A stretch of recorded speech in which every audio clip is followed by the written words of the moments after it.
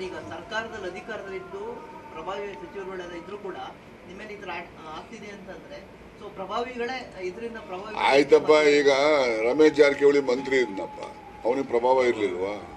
ಹಂಗೆ ಯಾವತ್ತು ನೋಡ್ರಿ, ಯಾವತ್ತೂ ಕೂಡ ಕೇಳಿ, ರಾಜಕಾರಣದಲ್ಲಿ ಇರೋವಂಥವ್ರು ಅಥವಾ ಜನರ ಮೆಚ್ಚುಗೆ ಪಡೆದಿರ್ತಕ್ಕಂಥ ವ್ಯಕ್ತಿಗಳಿಗೆ ತೇಜೋವಧೆ ಮಾಡ್ತಕ್ಕಂಥದ್ದಕ್ಕೆ ಇವೆಲ್ಲ ಪ್ರಯತ್ನ ಇವತ್ತಿಂದಲ್ಲ, ಹಿಂದಿನ ಇತಿಹಾಸ ನೋಡ್ಕೊಂಬನ್ನಿ, ಎಲ್ಲ ಕಾಲದಲ್ಲೂ ನಡೆದಿವೆ, ಅದೇನು ಹೊಸದೇನಲ್ಲ. ಆದರೆ ನನ್ನ ಆಗ್ರಹ ಏನಪ್ಪ ಅಂದರೆ, ಯಾರು ಇದರಲ್ಲಿ ಇನ್ವಾಲ್ವ್ ಆಗ್ತಾರೆ, ಯಾರೇ ಇರಲಿ, ನಾನೇ ಆಗಲಿ, ಇನ್ನೊಬ್ಬನೇ ಆಗಲಿ, ಯಾರೇ ಆಗಲಿ, ಯಾರು ಇದರಲ್ಲಿ ಭಾಗಿಯಾಗ್ತಾರೆ ಅವ್ರಿಗೆ ಪತ್ತೆ ಮಾಡ್ತಕ್ಕಂಥದ್ದು, ಅವ್ರಿಗೆ ಶಿಕ್ಷೆ ಕೊಡಿ ಅಂತ ನಾನೇನು ಒತ್ತಾಯ ಅಲ್ಲ, ಪತ್ತೆ ಮಾಡಿ ಇನ್ನು ಯಾರಿಗೂ ಈ ರೀತಿಯಾದ ತೇಜೋವಧೆ ಮಾಡ್ತಕ್ಕಂಥ ಪ್ರಯತ್ನಗಳು ಆಗಬಾರ್ದು, ಅದು ಆಗಲಿ ಅಂತಕ್ಕಂಥದ್ದು ನನ್ನ ಆಗ್ರಹ ಅಷ್ಟೇ.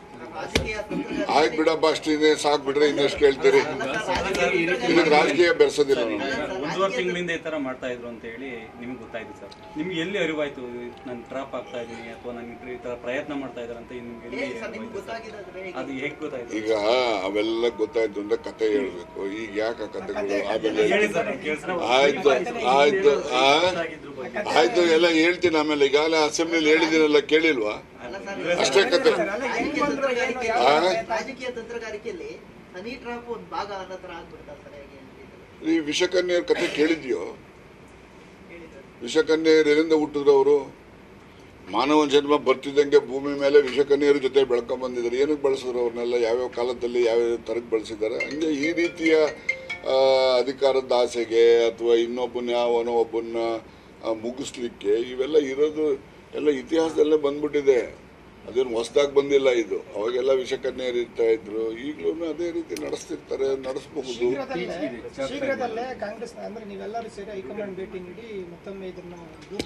ನೋಡಪ್ಪ, ಇದೆಲ್ಲ ನಾನು ಈಗಾಗಲೇ ಹೇಳಿದ್ದೀನಿ. ಸತೀಶ್ ಅವರು ಕೂಡ ಅವರು ಬೆಳಗಾಂಗೆ ಹೋಗಿದ್ದಾರೆ, ಅವರು ಒಂದು ಸ್ಟೇಟ್ಮೆಂಟು ಕೂಡ ಮಾಡಿದ್ದಾರೆ. ಇದ್ರ ಬಗ್ಗೆ ನಾವು ಬೇರೆ ಬೇರೆ ರೀತಿಯಲ್ಲಿ ನಾವು ಸಂಬಂಧಪಟ್ಟವ್ರಿಗೆಲ್ಲ ಕೂಡ ನಾವು ಮಾತಾಡಬೇಕು ಅಂತ ಹೇಳಿದ್ದಾರೆ. ಅವರು ಸೋಮವಾರ ಮಂಗಳವಾರ ಬರ್ತಾರೆ, ಬುಧವಾರ ಗುರುವಾರ ಕ್ಯಾಬಿನೆಟ್ ಇರ್ತದೆ, ಬರ್ತಾರೆ. ಆ ದಿವಸ ನಾವು ಮತ್ತು ಸಮಾನ ಮನಸ್ಕರು ಏನಿದ್ದೀವಿ ನಾವೆಲ್ಲ ಸೇರಿ ನಾವು ಅದ್ರ ಬಗ್ಗೆ ಒಂದು ಅಂತಿಮವಾದಂಥ ನಿರ್ಣಯವನ್ನು ಮಾಡ್ತೇವೆ. ಸಚಿವರಿಗೆ ಹನಿ ಟ್ರ್ಯಾಪ್ ಮಾಡುವಂಥ ಸಂಚು ರೂಪಿಸ್ತಾರೆ, ಇಂಟೆಲಿಜೆನ್ಸ್ ಏನು ಮಾಡ್ತಾರೆ ಸರ್? ಅದು ಫೇಲ್ಯೂರ್ ಅಂತ ನಾನು ಹೇಳೋದಿಲ್ಲ. ಏನು ಇಂಟೆಲಿಜೆನ್ಸ್ನವರು ಏನು ಆಕಾಶದಿಂದ ಬಂದು ಇಳಿದಿರ್ತಾರೆ ಅಂದರೆ ಅವರು ನಮ್ಮಂಗೆ ಅಲ್ವೇನ್ರಿ? ಮನುಷ್ಯರು ಯಾರಿಗೆ? ಇಂಟೆಲಿಜೆನ್ಸ್ನವ್ರಿಗೆ. ಈಗ ದೇಶದಲ್ಲಿ ಪುಲ್ವಾಮಾ ಬ್ಲಾಸ್ಟ್ ಮಾಡಿದ್ರಪ್ಪ, ದೇಶದ ಇಂಟೆಲಿಜೆನ್ಸ್ಗಿನ್ನ ನಮ್ಮ ರಾಜ್ಯದ ಇಂಟೆಲಿಜೆನ್ಸ್ ಹೆಂಗಿದೆ? ಮತ್ತು ಅವ್ರಿಗೆ ಯಾಕೆ ಗೊತ್ತಾಗಲಿಲ್ಲ? ಹಂಗೆ ಅಲ್ಲಿ ಇಲ್ಲಿ ಒಂದೊಂದು ಲೋಪಗಳು ಇರ್ತವೆ, ಅದನ್ನು ನಾವು ಲೋಪ ಅಂತ ಹೇಳೋಕ್ಕಾಗೋದಿಲ್ಲ. ಅದು ಯಾರು ಕಲ್ಪ್ರಿಟ್ಸ್ ಇರ್ತಾರಲ್ಲ ಅವರು ಈ ಬೇರೆ ಎಲ್ಲ ಬುದ್ಧಿವಂತರಿಗಿನ ದೊಡ್ಡ ಬುದ್ಧಿವಂತರು ಇರ್ತಾರೆ. ಅದರಿಂದ ಯಾರಿಗೆ ಹೆಂಗೆ ತಪ್ಪಿಸ್ಕೋಬೇಕು ಅಂತಲೂ ಗೊತ್ತಿರ್ತದೆ. ಅದ್ರ ಬಗ್ಗೆ ಹೆಚ್ಚು ಚರ್ಚೆ ಮಾಡೋದು ಬೇಡ.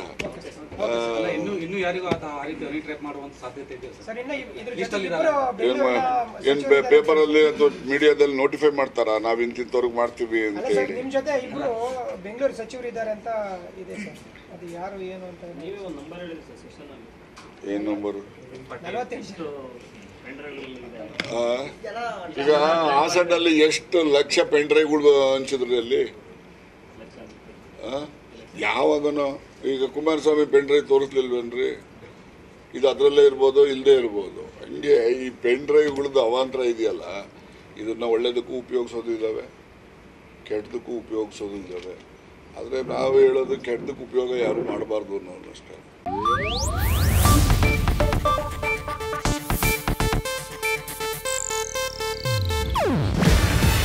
ಇದು ಏಷ್ಯಾನೆಟ್ ನ್ಯೂಸ್ ನೆಟ್ವರ್ಕ್ ಪ್ರಸ್ತುತಿ. ನೀವು ನೋಡ್ತಿದ್ದೀರಾ ಏಷ್ಯಾನೆಟ್ ಸುವರ್ಣ ನ್ಯೂಸ್.